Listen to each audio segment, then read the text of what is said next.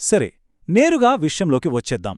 ఈరోజు మన విశ్లేషణలో ఒక అత్యంత ఆసక్తికరమైన అంశాన్ని చూడబోతున్నాం. డిజైన్ మరియు సమాజం యొక్క భవిష్యత్తు ఎలా ఉండబోతోందనే ఒక లోతైన ఆలోచనను ఈ సమాచారం మన ముందుకు తీసుకువస్తుంది. కేవలం కొన్ని సెకండ్ల వ్యవధి ఉండే డిజిటల్ మాధ్యమాల ద్వారా ఎంత పెద్ద ఆలోచనలు పంచుకోవచ్చో మనం తెలుసుకోబోతున్నాం. ఇదొక అద్భుతమైన ప్రయాణం కాబోతోంది, కాబట్టి కాస్త జాగ్రత్తగా గమనిద్దాం. అసలు the architect of tomorrow a visionary discourse అనే ఈ శీర్షికనే ఒక్కసారి నిశ్చితంగా గమనించండి.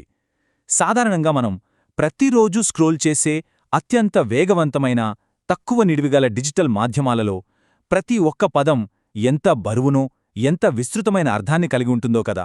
ఇక్కడ పదాలను వృధా చేయడానికి అస్సలు సమయం ఉండదు.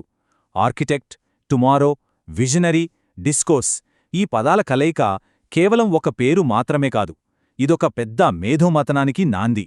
ఇంత తక్కువ సమయంలో ఇంత లోతైన విషయాన్ని కమ్యూనికేట్ చేయడమనేది నిజంగా ఒక అద్భుతమైన కళ. ముందుగా ఈ విజనరీ అనే పదానికి ఇక్కడున్న అసలు అర్థమేమిటో చూద్దాం. చూడండి, ఆర్కిటెక్ట్ లేదా వాస్తుశిల్పి అనగానే మనకు వెంటనే భవనాలు నిర్మించే వ్యక్తులు గుర్తొస్తారు, అవునా? కాని ఇక్కడ వాడిన ఉద్దేశం అది కాదు.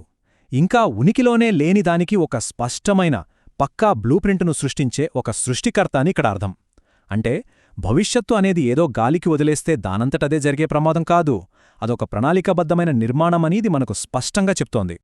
ఇక్కడ ఒక అద్భుతమైన పోలిక ఉంది, గమనించండి.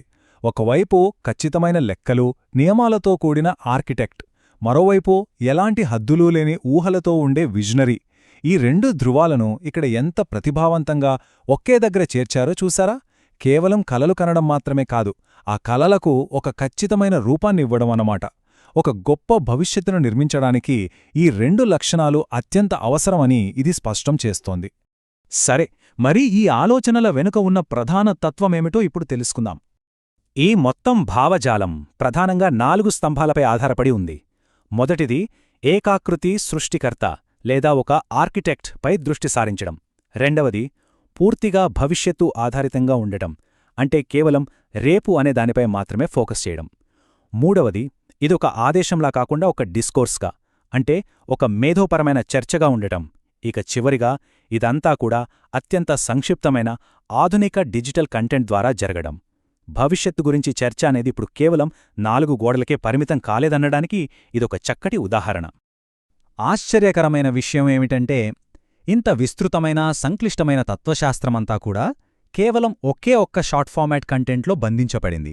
ఆధునిక యుగంలో గొప్ప గొప్ప ఆలోచనలు ఎలా రూపాంతరం చెందుతున్నాయి మరియు ఎలా పంచుకోబడుతున్నాయి అనడానికి ఇంతకంటే మంచి ఉదాహరణ ఉండదు.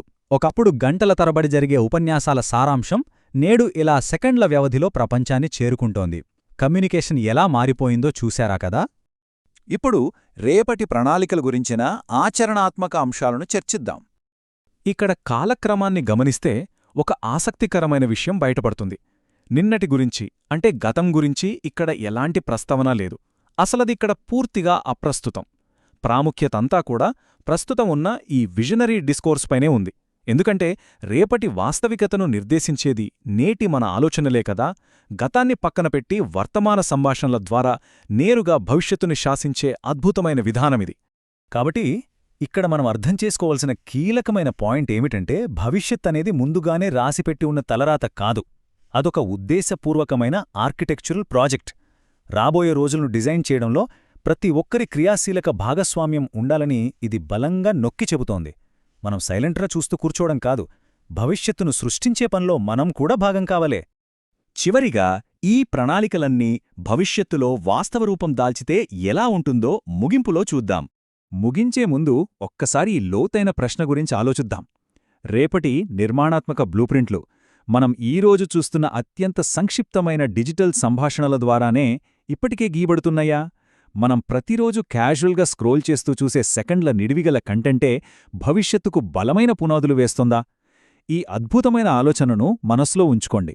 ఇకపై డిజిటల్ ప్రపంచంలో మనం చూసే ప్రతి కంటెంట్ను ఈ సరికొత్త నిర్మాణాత్మక కోణంలో చూడటం ప్రారంభిద్దాం. మరొక ఆసక్తికరమైన విశ్లేషణతో మళ్ళీ కలుద్దాం.